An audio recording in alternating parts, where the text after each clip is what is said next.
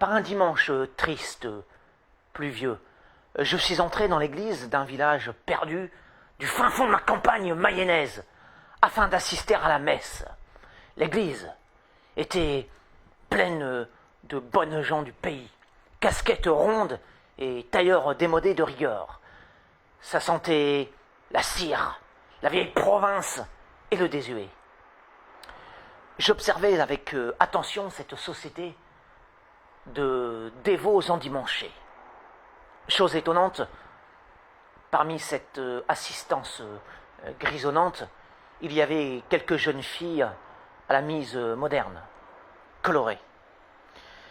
Elles n'avaient pas 20 ans. Certaines étaient laides, d'autres charmantes. Je scrutais discrètement ces enfants de cœur en fleurs. D'abord, les rosières sans grâce, puis les jolies oies blanches. Sur ces dernières, je m'attardais charitablement. Le contraste était saisissant entre ces dos courbés, ces nuques ridées, ces faces rougeaudes d'hommes et de femmes de la terre mayonnaise et ces créatures juvéniles aux mines délicates, aux galbes olympiens, aux gorges parisiennes. Je me perdais dans la contemplation de ces chairs esthétiques, de ces traits aériens, de ces toilettes recherchées. Les ouailles entonnèrent un chant guidé par un orgue solennel. L'instrument en question, mi-orgue, mi-harmonium, pour être honnête, semblait issu d'un 19e siècle des plus rustiques. Les premières notes s'élevèrent. Le pire était à redouter. Le chant n'était point grossier. Surpris, je l'écoutais avec une sincère attention. L'on aurait pu s'attendre à quelque pesante grâce champêtre interprétation.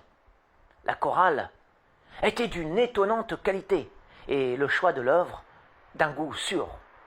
Tout à l'écoute du chant de messe, je ne quittais pas des yeux les gracieuses pucelles, leur prêtant une attention grandissante au fur et à mesure que s'élevait le cœur. En esthète averti, j'associais les émois, combinais les ravissements, mêlais les ivresses. J'étais enchanté par la vue de ces demoiselles parées de la grâce. Et, dans le même temps, transporté par l'hymne, aux anges, corps et âme. Mon regard obliquait parfois vers la voûte aux peintures naïves, puis revenait vers ces vestales mayonnaises propres à inspirer d'authentiques vocations parnassiennes. Cette fois, le chant qui résonnait sous la voûte, à la fresque écaillée, était de toute beauté. C'était inattendu d'entendre ça dans l'église, du fin fond de la Mayenne, déconcertant de s'apercevoir qu'un tel joyeux pût naître de ces gorges agrestes, insolite de découvrir tant d'art chez ces éleveurs de bétail. Étonnant mais indéniable, le chant était splendide, moment de grâce dans une semaine d'étable, de bistrots miteux et de cours de ferme aux odeurs de fumier. Pris sous le pieux sortilège des choristes, j'accédais à une autre dimension du monde, biblique. Tout était magnifié à travers le prisme de mon regard qui devenait insensiblement, progressivement, comme le regard originel, le regard d'Adam et Ève, d'avant le péché, ce regard vierge de préjugés, innocent, libre, ignorant des mondanités, du mal comme de la laideur. Sous l'effet de l'art, l'esthète que je suis voyait la beauté partout où son regard se posait, et mon regard avait fini par se poser indistinctement sur les élus de la beauté comme sur les créatures franchement ingrates. Cependant, conquis par tant de causes diverses, mais encore conditionné par d'académiques préjugés culturels, je préférais me concentrer sur les visages les plus flatteurs.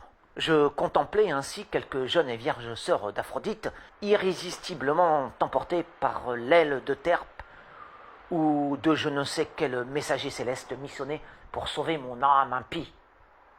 Le chant redoubla d'ardeur. Et à ce moment précis, les faces bovines s'affinèrent. Des traits linéaux apparurent sur les visages. Et je voyais des poètes à la place des paysans. Et je voyais des anges à la place des jeunes filles, qu'elles fussent belles ou laides. J'ai craint que le charme ne se rompe aussitôt le chant fini. Aussi ai-je quitté l'église bien avant la fin de l'office.